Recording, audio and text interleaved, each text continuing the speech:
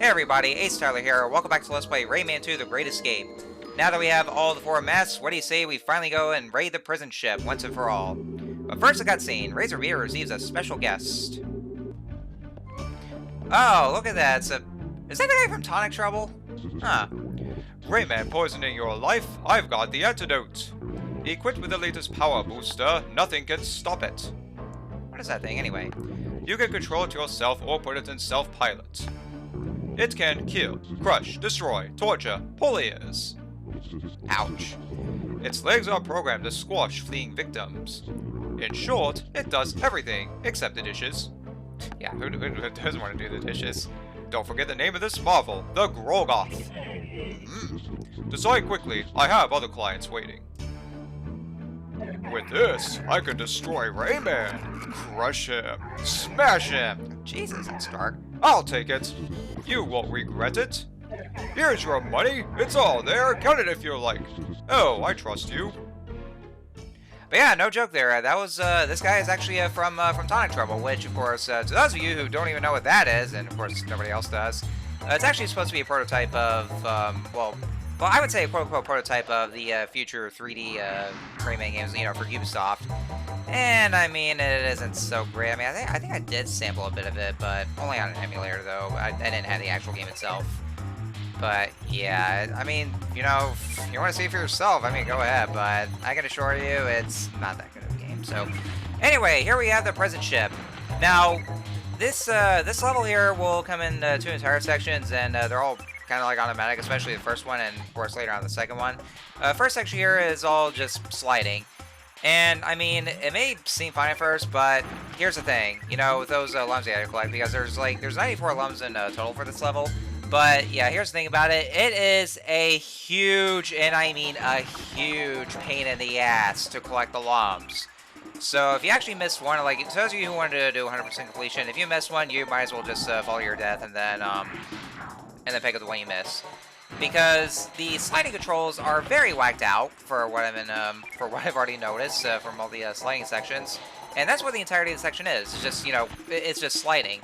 So you want to make sure that you utilize, you know how to utilize the sliding physics just right, because like I said, they're very whacked out, and it could be very easy to miss lumps. Yeah, it's very easy to miss lumps here in this level, like very much so. So, yeah, if you want to collect all the lumps, just be very careful, because, holy shit, it is such a pain in the ass, and I mean, obnoxiously so, to get all the lumps. Especially at the end of this second section is that, oh, yeah, the end of this part here is actually going to be where you're going to, you know, there's going to be a high guarantee you'll be missing the lumps. And you'll definitely see once we get to there. And the only things you want to watch out for is just the obstacles that come your way, like the lava pits that was in the very first area. And also, yeah, don't hit the walls either. And also just don't fall to your death. Well, of course, you might as well if you're missing lumps, but... let's see, so I think this is where... Yeah, there it is. Okay, this part right here. Oh, God. Just hope to God, you know. And yeah, see, you're about to see here that I'm missing all those lumps, and I'm falling to the pit right here. So, yeah, as a matter of fact, I actually decided not to just go over those lumps because here's the thing. Even after you do get all the lumps, you don't really get rewarded for it, though, per se. I mean, the only thing that ever happens, though, is that, you know, as I told you before, if you collect more lumps, then you'll start to gain more knowledge of, you know, the lore of this whole game, or, you know, the setting of Rayman 2 itself. So, getting all the lumps, though, like, if you get the last one, then you'll actually get the final section of the whole lore of Rayman 2. So I mean, like, it's not much or anything like that, but I mean, it is something, you know, to those of you lore enthusiasts that you want to get here. So like, you know, like I said, it's really not much of a reward though, and you know, there isn't much else to it. But I mean, it's something. So I mean, it's like, I mean, I guess it's better than nothing, I suppose. I mean, look, anything is better than that fucking postcard in Super Mario Sunshine. Anyway, oh yeah, and also, you remember this guy? Yes, Ninja's is back, and then he has more moves up in his arsenal. He's now back in a flamethrower, and so, yeah, I guess this might well, I guess, a quote-unquote mini-boss, for this here. Yeah, those are his only new attacks, so yeah, we fought him before in the precipice. Well, this is actually our second match against him, and so, yeah, now he's got the flamethrower, and that's what you want to watch out for. And then he'll try to appear and try to stomp you flat as well. So that's what you want to watch out for.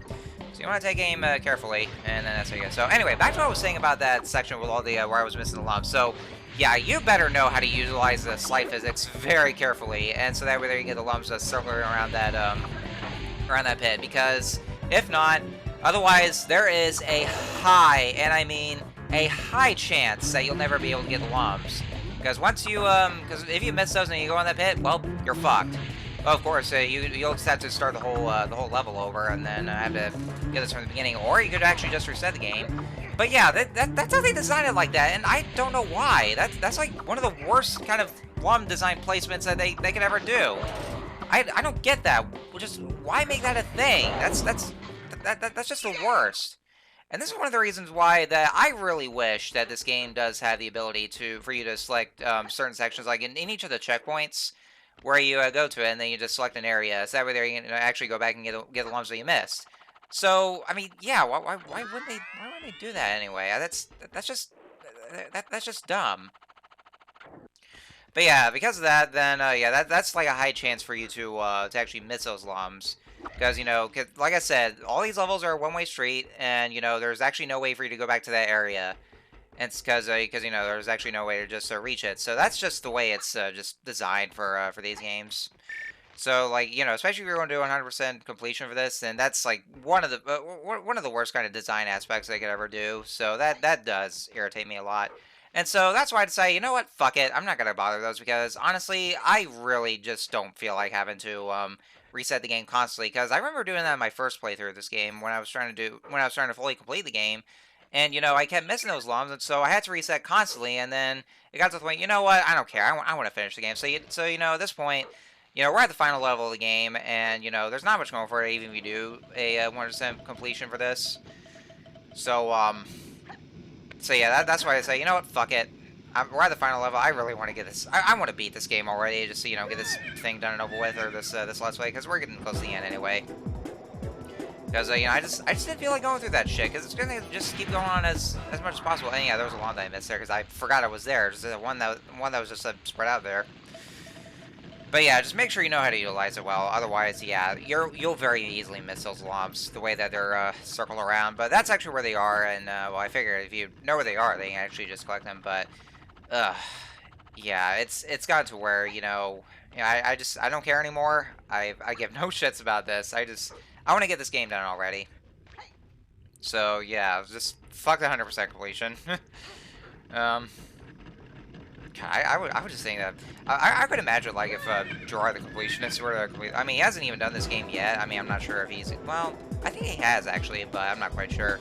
If he could actually just do this game and just complete it, I wonder if that'll eventually drive the guy to insanity. But yeah, that's all there is to say. That's, like, poor design choice for that. I would have to say, for those long placements. So yeah, that's why I say, not gonna bother this time. I don't feel like having to reset constantly and just having to do that shit all over again. Especially since the first section of the whole sliding section is already a pain in the ass to begin with, especially with collecting the lumps. Anyway, so yes, now we're back to shell riding, and this is the flying shell. So yeah, it's going to be playing a bit differently than the walking shells. You just steer on the control stick, and then you press the Z button to stabilize. Again, if you're assuming you're playing the N64 version. And so yeah, we're just going to get a little practice in. We have to get all the lumps first, though. And I think those yeah, make sure you pick up those red lumps that are on they're on top of those lava generators there. Because you're definitely going to need those, for the final boss. Well, especially for the final boss. Because, well, more on that once we actually get to there.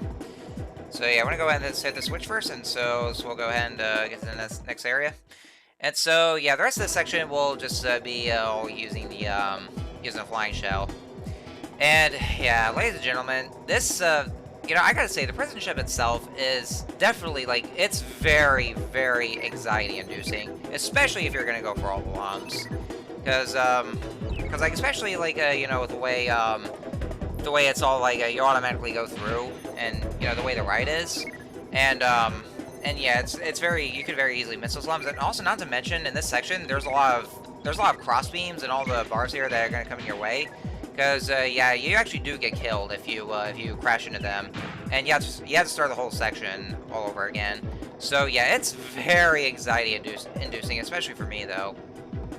And not gonna lie, like I said, you remember how I was talking about last episode, how my the palms of my hands were sweating like shit. Well, it's been doing that like tenfold in this game because I get so nervous there, and my palms start to sweat, and it actually affects my playing skills because it makes me perform a little more poorly because of it. And so and yeah, watch over the lasers here. You can never tell where those lasers are coming from. So you could easily hit those right there, but yeah, it's very nerve-wracking. My palms are sweating, but anyway, we're at the end of the section. So so I'm gonna go ahead and end this off here right now, actually, because yes, once you're in this next section, it'll get you straight to the final boss. So I'm gonna go ahead and end things off here. So yeah, be careful on the prison ship. It's very nerve-wracking. My anxiety was going up when I was going through this level. My palms were sweating. So yeah, it was, and that's how my playing skills kind of start to get a little worse because of sweaty hands. Because it's a real pain in the ass, especially with having to hold on the controller. So anyway, so prison ship is well kind of done and over with, even without clicking around. So in the finale of Let's Play Rayman 2, we're going to put Razor Beater in his place once and for all. So join me for the finale. Until then, see you guys later.